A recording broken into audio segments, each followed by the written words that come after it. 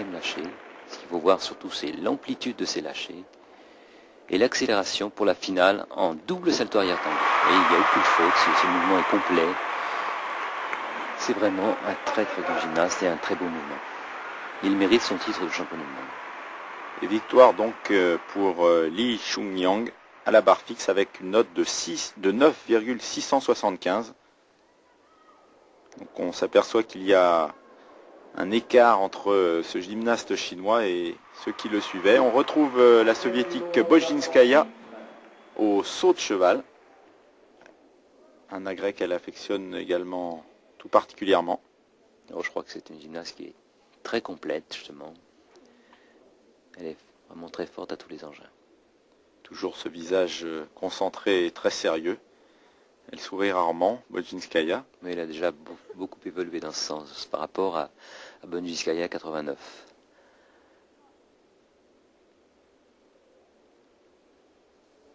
Mais ça représente quand même une très très belle image de la gymnastique. Je crois que c'est l'évolution des prochaines années va vers ce type de gymnaste. Très belle, très longiligne.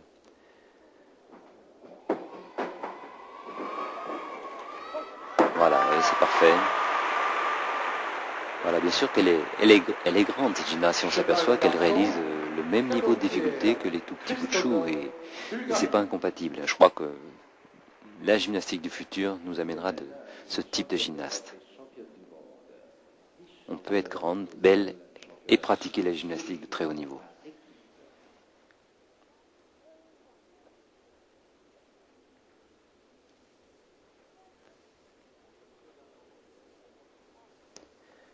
Voilà, justement, elle s'entraîne à Minsk avec comme entraîneur l'une des plus belles soviétiques aussi, qui avait justement ce style de morphologie. Elle s'entraîne avec Ludmila Popovic et Nelly Kim. Nelly Kim, qui a été une des plus belles gymnastes soviétiques, comme Bojinskaya.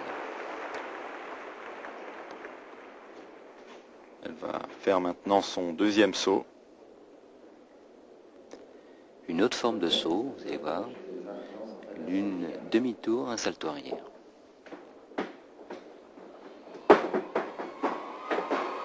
L'une demi-tour, un salto arrière. Voilà deux sauts qui vaudront à Svetlana Bojinskaya une note de 9,925 et donc la première place à cet agrès devant Kim Smeskal. Les deux gymnastes, Smeskal et Bojinskaya, qui se seront affrontés pratiquement sur tous les agrès de cette finale. Oui, je ne crois pas que Bojinskaya s'attendait à une telle opposition de la part de l'américaine. Et beaucoup d'engins, elle a perdu un petit peu de son calme.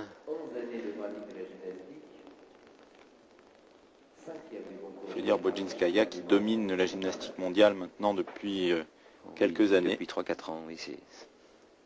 Donc elle est championne du monde, championne olympique. Voilà le classement à la barre fixe. Donc un Chinois avec ensuite deux Français.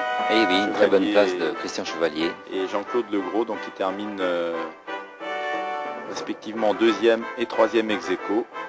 Et ça concrétise un petit peu l'école française à la barre fixe. Je pense que c'est l'engin où la France a une place à jouer dans le concert mondial.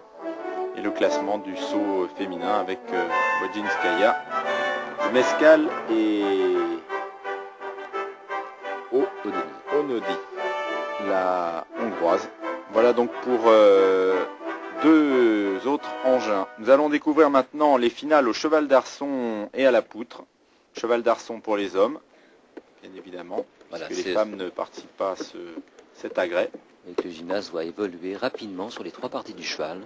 On doit y voir des changements de face, des boucles, et des changements de face ici sur un arçon. Il doit y avoir des ciseaux qui doivent être au nombre de 3, les ciseaux avant ou arrière, les grands cercles Thomas, du nom d'américain qui a créé cet exercice, et une sortie en appui tendu renversé. Voilà, c'est un très joli mouvement, mais vous verrez tout à l'heure, c'est un bon mouvement que les Bulgares ont un autre style et ont apporté justement à cet engin une autre évolution. On voit donc Marianne Rizan, le roumain, qui terminera à 3e. Patrice Casimir, le français, quant à lui, il termine en 4e de cet agrès. nous ne verrons pas sur cet engin. C'est vraiment l'engin qui est le plus difficile en gymnastique masculine. Même les meilleurs sont toujours à la merci d'un tout petit déséquilibre. Et qui dit déséquilibre dit souvent catastrophe, perte d'appui et chute. Et Stéphane Cotterman, absent de ces internationaux de France, qui devait être déçu de ne pas participer parmi les meilleurs athlètes mondiaux, notamment Cheval d'Arçon, qui est l'un de ses agrès préférés. Il avait obtenu 9,90 aux Jeux de Séoul. Voilà, une nouvelle fois Svetlana Bojinskaya, on ne la présente même plus. Elle est également finaliste à la poutre. Svetlana Bojinskaya, Union soviétique. Une entrée en salto avant, c'est très difficile. Je vous rappelle que la poutre ne mesure que 10 cm de large. Là aussi, elle essaie d'apporter beaucoup d'originalité dans la chorégraphie, dans la composition, mais là aussi, elle est beaucoup plus grande que les autres et ça lui pose, c'est sûr, beaucoup plus de problèmes.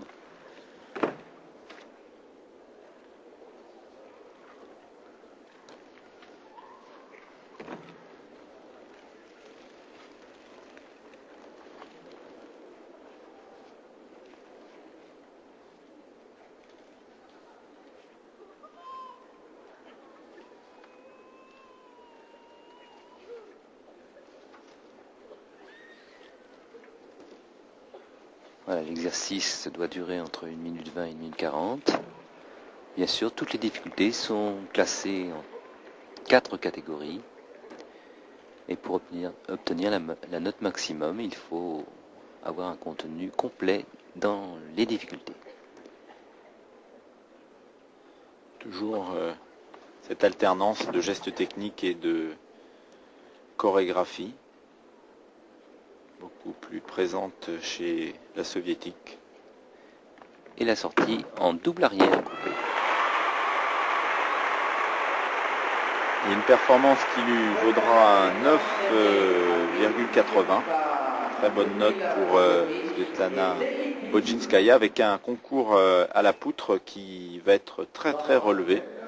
Nous allons voir des notes vraiment très élevées, puisque 4 concurrentes seront au-dessus des 9,750, ce qui montre la qualité, une nouvelle fois, de ce tournoi. Un des plus grands spécialistes au cheval arçon, un Bulgare. Taskov.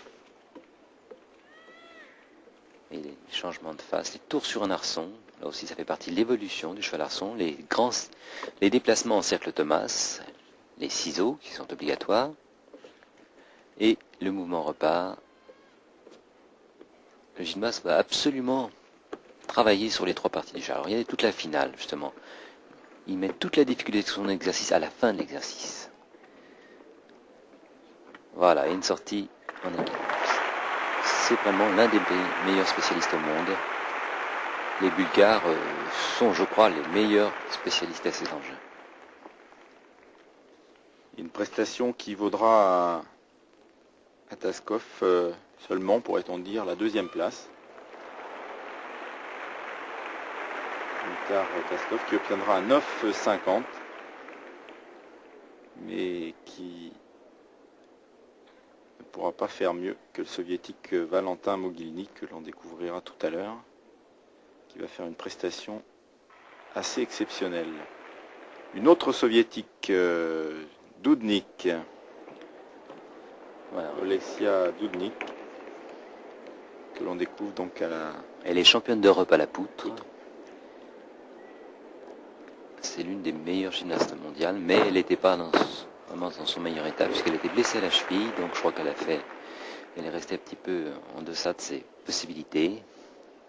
Plateau de Bercy très impressionnant, mais malheureusement il y avait 2-3 absents de marque qui étaient prévus, comme le champion du monde masculin Korobinski ou Daniela Silivas, qui ne sont pas venus au dernier moment pour raison de blessure.